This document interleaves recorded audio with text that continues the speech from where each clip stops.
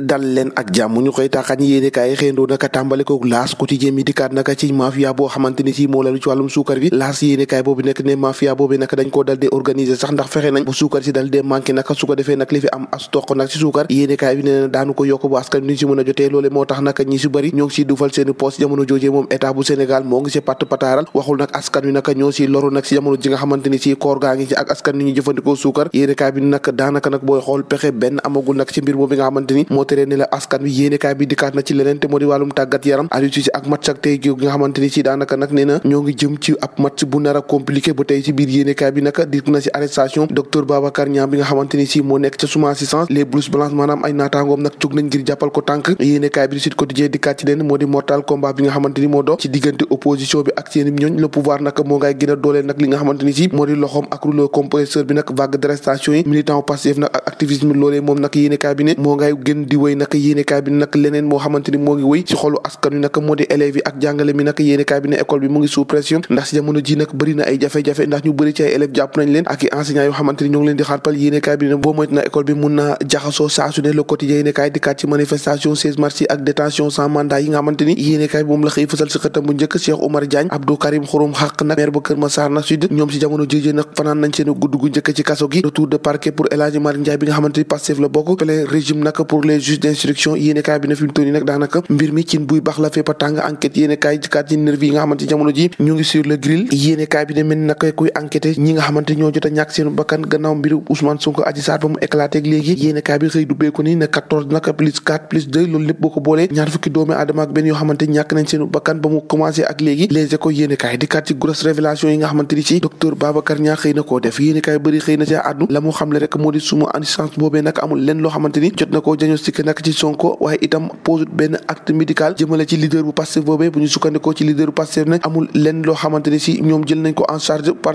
son staff médical moo ngay ignorer rek li nga xamante ni moo di solité bi nga xamante ni moom lañ administré Ousmane Sonko loolee nag moo tax nag yéenekaay bi ne SAMES ak yeneen di naataango yu mel ni moom nag ñoo nga taxaw nag wak seen loxo nag ngir jàppale docteur Babacar Niang boobee source a dikkaat ci docteur Babacar Niang ak li nga xamante ni si moom la dal dee addu xamle nag moom mu nag dañu ko bëgg a fexe rek faagaagal ko waaye amul leen loo xamante ni si mun nga koo toppee nag l'observateur di leen feelu ak enquête bi nga xamante ni si moom la waa sûreté urbaine def jëmale ko nag docteur Babacar Niang ñaareelu audition bu exclusive nag yéenekaay bi l'observateur mu ngi koy fësal nag waaye nag bokk na ci la mu gën a fësal moo di sumaam amul benn boo xamante ni si jëm na ci acte médical bu mu posé rek jëmale ko ci leaderu Pastef boobee di Ousmane Sonko yéenekaay bi di kat ci décryptage ak désobéissance nag civile bi nga xamante ni Ousmane Sonko mu ngi doon sàkku nag askan wi daal di koy amal ci jamono jooju nag daanaka loolee mbubb mi booy xool mënta nekk ak fi réew mi toll réew mi yéenekaay di kat nag ci li nga xamante ni moo di péril des pays de la Teranga Sénégal dans un tunnel sombre maanaam réew mi nag ci jamono ji mu ngi ci guddi goo xamante ni si daanaka bët setagul boo ko doon méngali nag si kàmb la boo xamante ni daanaka kenn amagul fenn foo jaar naka témoin yéenekaay di xëy di témoin ak violente émeute yi nga xamante ni moo amoon 15 ak 16 mars dernier le silence assourdissant bi nga xamante ni si moom la Idrissa Seck Aminata Mbengue Ndiaye dal dee am booba ak léegi kenn déggulee ñu yéey yàbbi ci mbir mi si bés bi la jour naka yéenekaay bi xëy na koo fasal ak entretien bi ñu amal ak responsable APR Abel nag Abou Abel la moo xam ne moo di président de la République naka ña ko wër naka daanaka amul ab njëriñ nee na ay ministres yoo xamante ni si amuñ dara loo xamante ni jëriñ nañ ko président de la République ñoo ko dal dee wër la mu jeexalee si biir yéenekaay bi moo ne rek Pastef dañ ko war a dissoudre tas ko tasaare yàqati ko ba mu jeex tàkk libération yéenekaay ne lu mu si muntu doon ne nag docteur Babacar Niang moom garde à vue am nag gën naa prolongé wu ndax bu saa si tembe moo ngi ci loxol yoon nag gannaaw enquête bi nga xamante ni moom la ñu am na leen jëmale ci moom yor yéenekaay nag dikkaat ci atteinte à la sûreté de l'État Cheikh Oumar Diagne Karim Xurum Xaq Bilal Diatta ñoom ñëpp nag si jamono ji ñoo ngi ci loxol yoon article 80 naka moo fa dal dee jaar arme fatale la boo xamante daanaka raafale na yëpp ndax ñoom ñooñu nag fanaan nañ seen guddi gu njëkk foofee ca Ndungu Siin tribune yéenekaay dikkaat ci annulation jëm ci procès Mame Mbaye Niang Ousmane Sonko nag yéenekaay bi nag xëy fësal na nee na amul benn médiation boo xamante ni si jamono ji ñoo ngi koy dox ngir rek ñu jéem a annulé boobu les procès Mbière Goudiaby Atepa nag Alioune Tine nag ñoom nag dégagé nañ yëf ya ca cuus nag vague d'arrestation jëm ci rang Pastef nag ba saa si tembe yéenekaay bi ne moo ngi wéyandi amagul kenn koo xamante ni arrêté gum nañ ko Macky Sall lañ koy critiqué boobu ak léegi daanaka ba mu faloo ak léegi bàyyeegul ko ndax Macky Sall daanaka booy xool fii laay romb presse locale bi dem ba ca tubaabe dal di fay waxee critique yéenekaay tey di ko critiqué ne Macky Sall moom daanaka booy xool joxul benn gëdd presse locale bi nga xamante ni moo nekk ci réew mi